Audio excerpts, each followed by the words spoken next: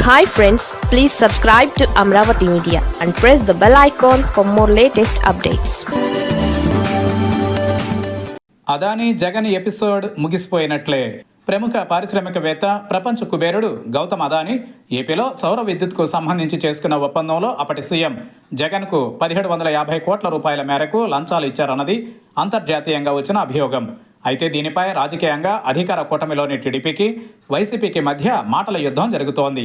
అసలు నా పేరు ఎక్కడ ఉందన్నది అప్పటి సీఎం, వైసీపీ అధినేత జగన్ సంధిస్తున్న ప్రశ్న. ఎందుకంటే అమెరికాలో నమోదైన కేసులో ఆంధ్రప్రదేశ్ అఫీషియల్ అని పేర్కొన్నారు. వాస్తవానికి మన ఇండియన్ లాంగ్వేజ్లో అఫీషియల్ అంటే ప్రభుత్వ అధికారి అని అర్థం. కానీ అమెరికా భాషలో చెప్పాలంటే అక్కడ ప్రభుత్వాన్ని ఏర్పాటు చేసిన నాయకులు కూడా అధికారులుగా పరిగణిస్తారు. అందుకే వారు అఫీషియల్గా పేర్కొన్నారన్నది టీడీపీ నాయకులు చేస్తున్న వాదన.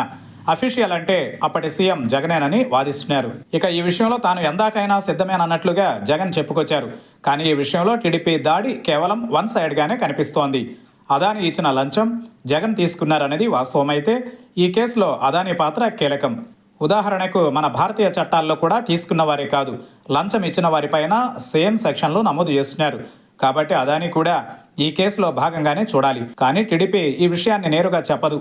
కేంద్రంలోని పెద్దలతో అదానికి ఉన్న సంబంధాలు, రాజకీయంగా ఎదురయ్యే ఇబ్బందుల నేపథ్యంలో టీడీపీ కానీ మిత్రపక్షాలు కానీ ఎక్కడా జగన్ పేరును తీసుకువస్తున్నాయే తప్ప దీనిపై అదానీ గురించి ఎక్కడా మాట్లాడకపోవడం గమనార్హం.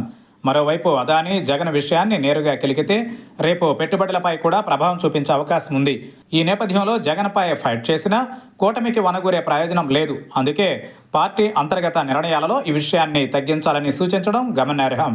దీంతో ఇక నుంచి ఈ విషయం దాదాపు తెరమరుగేనని అంటున్నారు పరిశీలకులు.